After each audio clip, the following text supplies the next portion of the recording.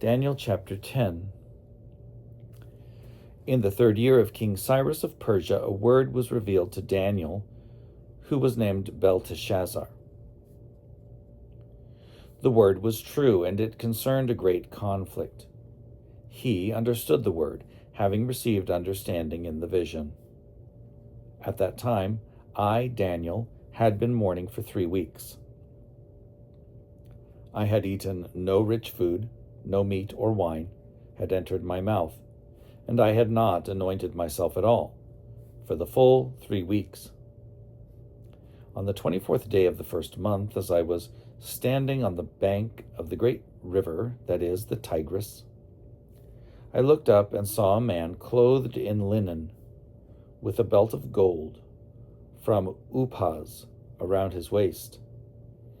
His body was like beryl, his face like lightning, his eyes like flaming torches, his arms and legs like the gleam of burnished bronze, and the sound of his words like the roar of a multitude. I, Daniel, alone saw the vision. The people who were with me did not see the vision, though a great trembling fell upon them, and they fled and hid themselves. So I was left alone to see this great vision. My strength left me, and my complexion grew deathly pale, and I retained no strength. When I heard the sound of his words, I fell into a trance, face to the ground. But then a hand touched me and roused me to my hands and knees. He said to me, "Daniel, greatly beloved, pay attention to the words that I am going to speak to you. Stand on your feet, for I have now been sent to you." So, while he was speaking this word to me, I stood up, trembling. He said to me, "Do not fear, Daniel, for from the first day that you set your mind to gain understanding and to humble yourself before your God, your words have been heard, and I have come because of your words." But the prince of the kingdom of Persia opposed me 21 days.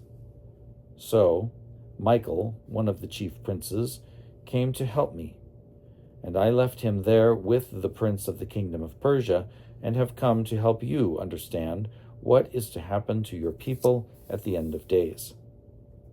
For there is a further vision for those days.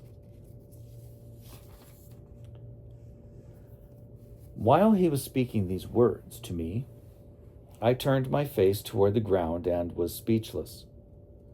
Then one in human form touched my lips, and I opened my mouth to speak, and said to the one who stood before me, "My Lord, because of the vision, such pains have come upon me that I retain no strength. How can my Lord's servant talk with my Lord? For I am exhausted.